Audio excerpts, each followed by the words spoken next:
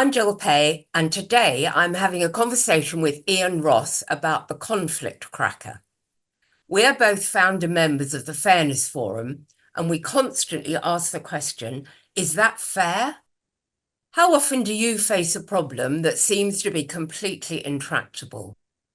With that challenge in mind, Ian designed our conflict cracker model over a number of years.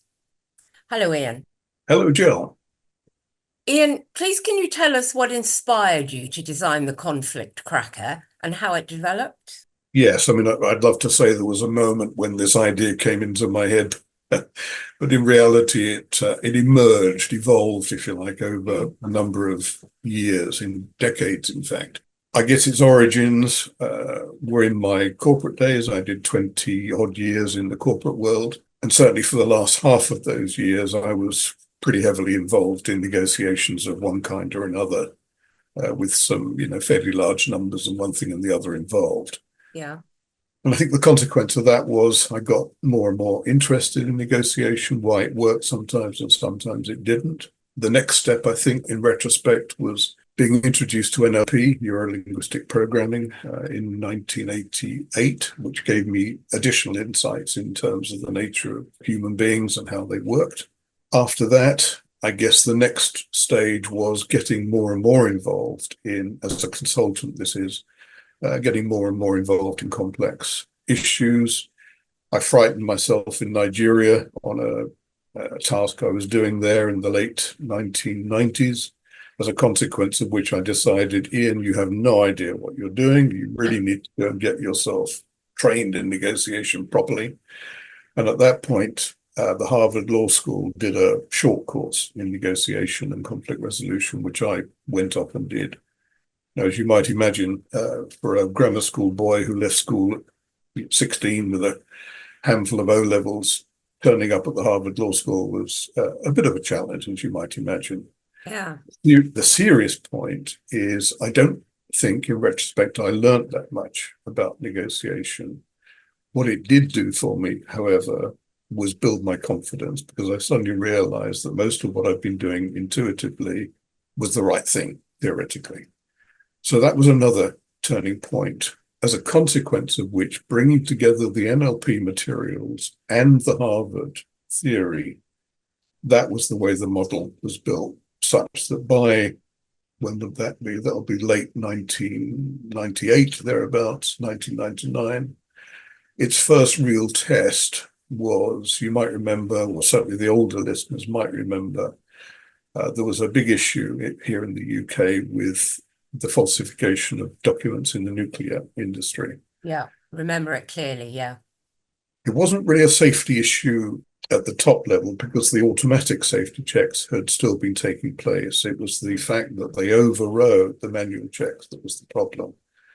Now, I was fortunate to facilitate a meeting of the senior group who were due to go to Japan a month or slightly longer later to negotiate with the Japanese government and the Japanese customer to find some resolution to this big document falsification problem. Of course, the company themselves knew that they were wrong because they'd been essentially caught out.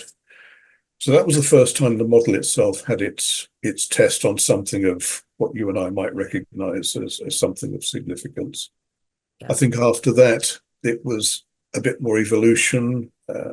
Shortly after that, I formed a new company, Vvolve, with our colleague Lynn Kerry, and part of that was to develop advanced NLP programs for people. And that culminated in us being invited by the International NLP Trainers Association to host the trainers training in 2004, and indeed for some years after that too. The reason I mentioned that was part of the accreditation of a so-called master trainer in NLP was that you need to have created at least one new model. So at that point, I wasn't particularly interested in following any kind of accreditation process to master trainer. But both Lynn and the president of INELPTA, Dr. Wyatt Woodsmall, let's say, applied some pressure, as a consequence of which I wrote up what we now call the conflict cracker. How did you come up with that name, the conflict cracker? That was more recent. Originally, when I wrote the thing up in 2004-5, I think I called it the model for negotiation and conflict resolution, or some similar mouthful. Mm.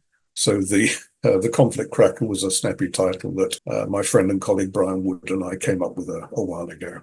Well, it certainly does trip off the tongue. So you've talked about, how it came about and how it developed. Actually, what is it? What is the conflict cracker? Okay, its primary design purpose is to generate new options for resolving deadlocks. What I mean by that is, if you're in a negotiation and the thing gets stuck for some reason, it gives you a mechanism to generate some new approaches to how you might get out of that deadlock. So that was its primary purpose. Yeah. It also can be used to help you plan for a negotiation, particularly if you think that negotiation is going to be, let's say, difficult, going to be dealing with some so-called difficult people, for example. And one other thought, those were the two main reasons for designing it. It also has a byproduct, which I hadn't predicted at the time, but which it does have, which is that it helps you create new options for an unachieved goal. So, for example, if you've got a goal that you set yourself, you're committed to achieving, but for some reason you haven't been able to do it, it gives you a way of breaking that deadlock too, finding a way forward in that kind of scenario too. So from what you said, it seems to me that the process can be used at global level, national, local, and personal. And you've talked about a couple of examples. Do you have some more that you can share with us? Yes, you're right in the sense that it spans the whole spectrum of relatively simple problems right the way through to really, really wicked problems. So in the early days, when I was first testing it, apart from the nuclear industry example, one of the earliest ones was for a major UK charity where they had got into all sorts of bother over an unfair dismissal case. It had got very, very nasty. This was a long-term employee that they dismissed. The processes hadn't really been followed, but the cost of settling it would have been very high. And they'd been talking about it for ages. They'd begun to get lawyers involved, and eventually they said, okay, let's mediate this rather than go through a legal process. And that's where I got involved. So we applied it there and came up with what I think turned out to be a first-class solution. So that was one of the early ones. Another one that comes to mind in the early days was a UK insurance company, a large insurance company that had two businesses operating in pretty close proximity. They're about 5 miles apart, and they'd acquired them over the years, and they wanted to bring them both together in the same office building. Two very different cultures, two very different chief executives. The larger organization, very conservative with a small c, very staid in their ways, very old-fashioned management practices.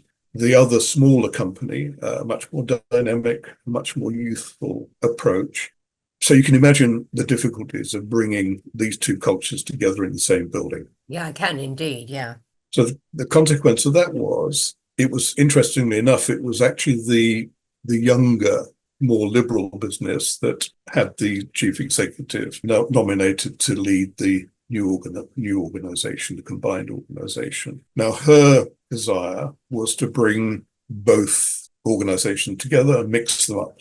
However, the larger organization was categorically refusing to do that, saying, no, let's keep the cultures. They've been successful. Let's have separate floors. Keep them separate. They can communicate. That will encourage them to move between floors to go and, find out what's going on between the respective businesses. Anyway, cut a long story short, we ran the conflict cracker on that, and they did eventually come up with the combined operation where they would mix them up. And what they would do would put their combined effort into developing and deciding on the desired culture. Again, I'm simplifying it somewhat, but I imagine you get the idea. Yes, absolutely. Thank you. That really brings it to life. So we've talked about the development of the conflict cracker. We've had some really good examples from you. Can we now go back to the basis of just going through? I believe there's 6 steps in the process. Can we go through them and talk about each one? For sure, yes. As you say, 6 on the surface, pretty basic, simple steps. First one, very simply, define the problem you're attempting to resolve and name the various stakeholders that will be there. And can you just explain stakeholders a little more for people who are not familiar with the term? Yes, so a stakeholder in this sense is the main players in the problem. But also, I tend to encourage people to include the more what I would call the covert players as well. The ones who aren't actually going to be there in the problem itself immediately, but are there influencing those who are in the room. So make sure we include those in the discussion too. Yes, I'm aware of those covert stakeholders. I call them the men in the grey suits, but they do very often have a very powerful influence, even though they're not present in the room at the time. I like the idea of the grey suits. Yeah. Okay, so next step, we've identified the problem and the key stakeholders, the people who are the interested parties at every level. What's the next step? So yeah, step 2 then is to identify what we call the higher level interests of each of those stakeholders. And what we mean by that is, from the perspective of that individual, what does he or she get out of holding on to their particular view? Now, these interests are all positive. In other words, they are things they are getting out of maintaining their current position. Yeah, I understand that. Yeah. And then the key to this one is mentally stepping into it from their perspective.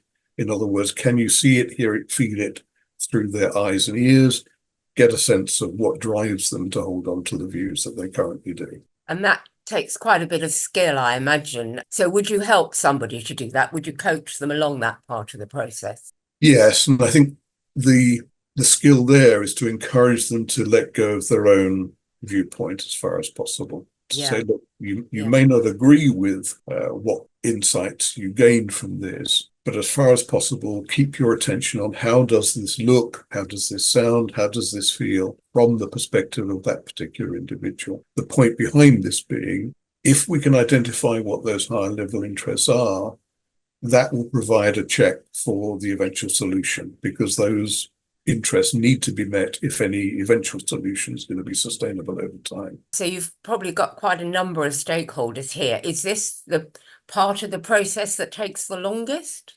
It takes a while, that's for sure.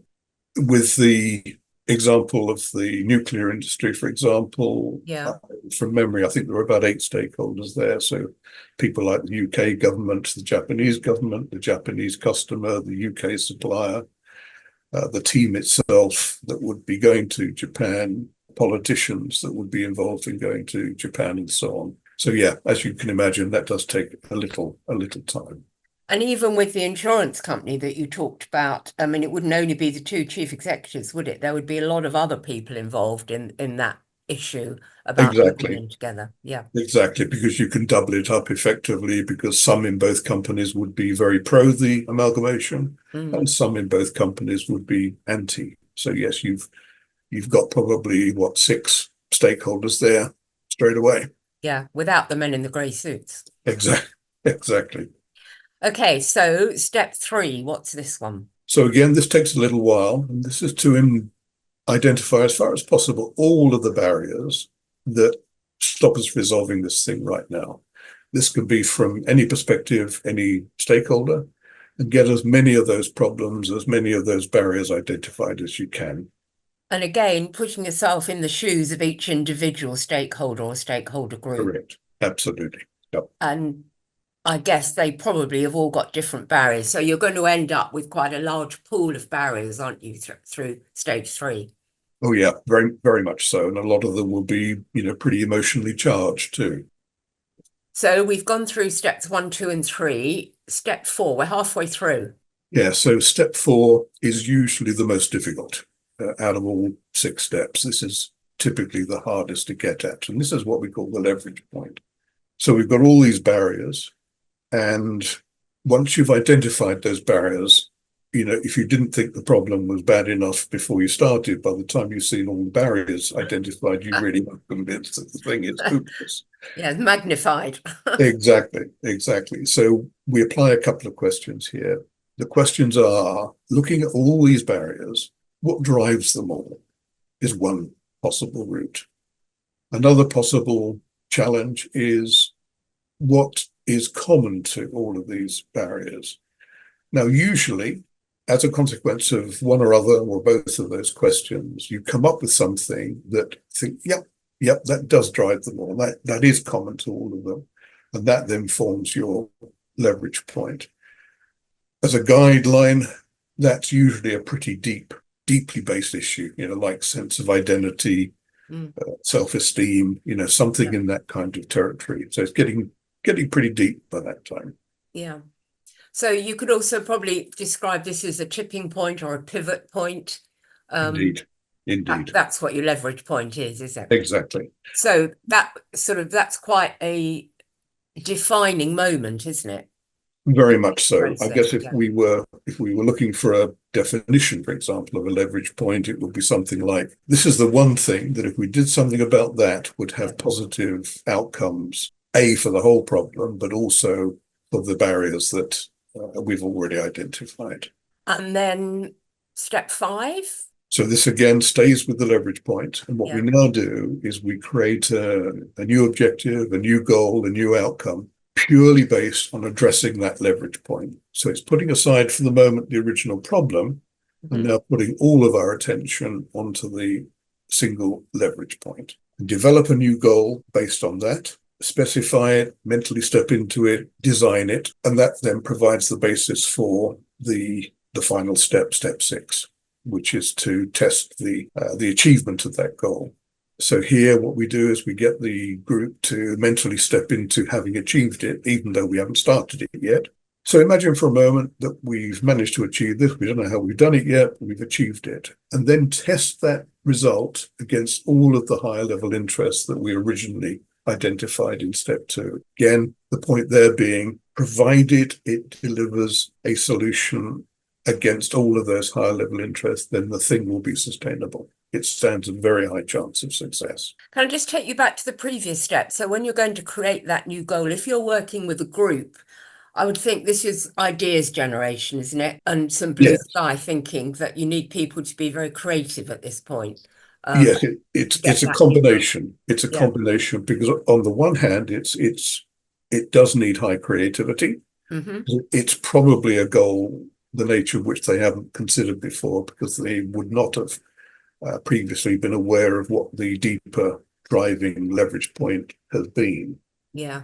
So you've got this rather odd combination of high degrees of creativity, but also high specificity. That's easy for me to say, because we're addressing a single leverage point. Yeah. And then once that assumption has been made that the goal is going to work, then all the stakeholders need to be nodding and saying, yeah, this stands a good chance. That's spot on. Yeah. Great. Well, thank you so much for taking us through that. You've made it very real, talking us through each step and relating that to examples and how people are feeling. Have you got any top tips for using the conflict cracker? Yes, I guess there are 2, maybe 3. So the first one would be to stay with the process. It sounds pretty simple, but one of the problems of running the model is that people, if you're running it with a group, tend to jump to conclusions. Right, Get to a certain point and I think, aha, yes, I know exactly what this is. Oh, no. Keep with the process, because it's almost certain that those kind of insights at that stage are not going to work. Work through the process, go through the leverage point, create a new goal as a consequence of that, and then test it. And that will give you a high certainty of success. So first step, stay with the process. Okay, got that. Yep. The second one that comes to mind would be, it's not mandatory, but it's, I think, exceptionally helpful. And that's to have a working knowledge of how values and value systems drive human behavior. The reason I mention that one is, I think you and I both know the importance of understanding values, but they're often misunderstood. For example, when you hear politicians talking about values, they're always assumed to be positive things. Yeah. We've got to get back to family values, traditional values, all that kind of language. Yeah. Whereas the reality is different. The values themselves are, you could say, neutral, but they do have consequences. you know, I don't know how many boardrooms I've been in over the years, but there's always a statement there of the company values and always wonderful things like honesty, integrity, and trust and customer service and all these kind of things. I have yet to step into a boardroom where words like power, control, manipulation, secrecy, are there on the Yes. boardroom wall. They're just not. But of Yeah. course, they're all values. Yeah. And And they're there in that boardroom in one way or another, and whether they're they're present. expressed or not. Yes. Absolutely. Yeah. Absolutely. So yes, working knowledge of values and value systems, I think, is exceptionally easy. And probably the third one is to keep your own ego out of it. There Okay. will be times when it will trigger your own value system. It'll be something somebody says that you think, ooh, I'm not sure that's true. So put aside the ego, leave your ego outside the door. And that's part of putting yourself in the shoes of each of those stakeholders, isn't it? Absolutely correct. Yeah, You have to take that viewpoint, quite getting rid of your own for that period of time. Yeah. correct. Yeah. That's great. Thank you for those top tips. You've given us some fantastic examples of, at many levels. Can the model be applied with individuals as well as groups of people? It can indeed. Yes, I think probably the most obvious application would be in one-to-one coaching sessions, for example. Yeah. So if you're an experienced coach, the model can be very, very helpful in helping you to facilitate someone through a particular problem, a particular crisis. Equally, you can work on yourself. It's a very powerful, potentially powerful self-coaching tool as well. That sounds quite challenging. So, as a coach, if you're in a one-to-one situation, would you be able to coach that person then to apply it for themselves? I think going into it as an individual would be quite not scary, but challenging. But as a coach yourself, would you be able to coach somebody into the position where they could apply it to themselves? Indeed, yes. And I think for a skilled coach, they will often be able to do it because of the potential sensitivity of the kind of information that you're likely to uncover, particularly when you get to the leverage point. The idea of doing it content free, for example. I'll ask you the question. I don't need to hear you say the answer out loud, but to think it. Yeah. So you can take them through the steps without them even having to tell you what it is that's going on. Yeah, and then they have their own thinking time about each of those steps. Yeah, Exactly. that's very powerful. I can imagine that working really well. Well, thank you, Ian. You've given us some amazing top tips. You've given us the basics of the process and how it was developed and some interesting examples. Is there one more example you'd like to share with us where the process has resolved a challenging problem? Yes, I think that takes me back 20 years actually to one of the most profound experiences I've ever had applying this particular model in real time on something difficult was back in 2004. I had a first visit to the far northeastern corner of Namibia, up in a territory that's now called the Zambezi region, was called Caprivi in those days. And this was to help a good friend of mine. She'd been an HR director in a major UK telecoms company, had taken early retirement, gone on voluntary service overseas and found herself up on the Caprivi Strip in Namibia. Cut long story short, she bumped into all sorts of difficulties. There'd been a history of conflict in that region for probably 200 years. And she was working with an organization that had teams spread right the way across the territory.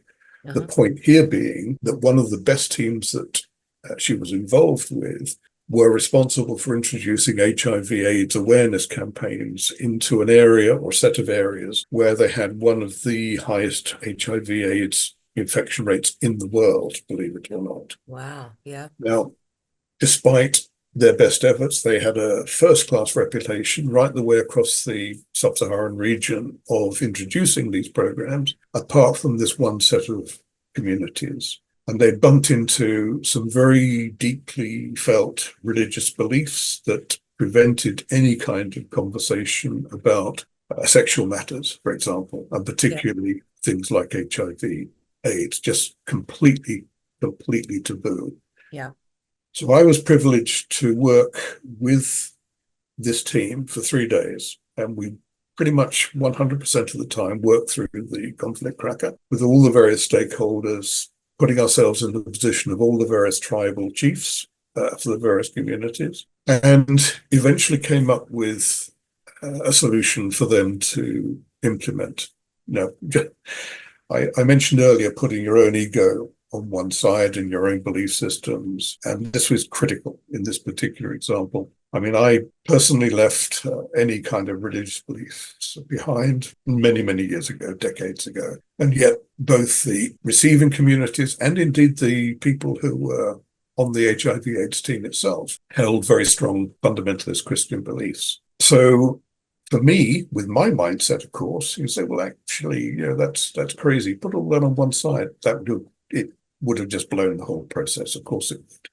Working through the cracker process, it became obvious that the leverage point was to get to a point where you could discuss with the chiefs the situation at some point in the future, not too far away, when they would have to stand up in front of their maker, as they would see it, and explain to their God how they had come to take a decision that led to the eventual extinction of their populations.